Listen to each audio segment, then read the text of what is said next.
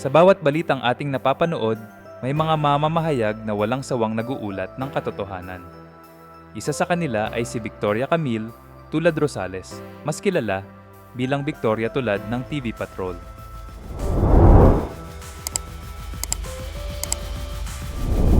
Ipinanganak noong March 8, 1988 sa Maynila, si Victoria ay lumaki na may pangarap na maging boses ng publiko.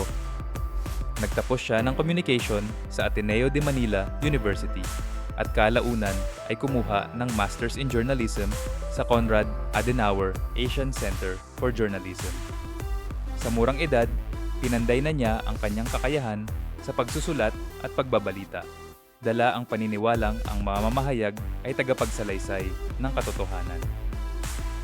Mahigit 12 taon siyang nagsilbi bilang senior correspondent ng GMA Network.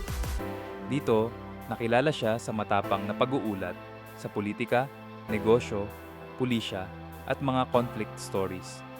Isa siya sa mga reporter na hindi natitaynag sa harap ng hamon mula sa breaking news hanggang sa malalaking kaganapan sa bansa. Noong taon 2023, lumipat siya sa ABS-CBN News bilang senior reporter na nakatalaga sa Senado. Bukod dito, regular din siyang nakikita bilang reliever anchor sa TV Patrol Weekend, TV Patrol Express at Head Start. Sa bawat pag-uulat, dala niya ang kredibilidad at integridad na siyang pundasyon ng kanyang karera. Hindi lamang siya reporter, kundi isa ring multi-awarded journalist, PCIJ Fellow, at Asia Journalism Fellowship 2019 Fellow. Ang kanyang mga parangal ay patunay ng dedikasyon at husay sa larangan ng pamamahayag. Sa likod ng kamera, si Victoria ay isang asawa at ina. Ikinasal siya kay Herman Rosales at may anak na si Daniel. Sa kabila ng abalang karera, pinapahalagahan niya ang oras para sa pamilya, isang paalala na ang tagumpay ay mas matamis kapag may kasama. Hindi madali ang buhay ng isang mamamahayag. Ang oras ay hindi tiyak, ang panganib ay laging nariyan, at ang pressure ay walang katapusan.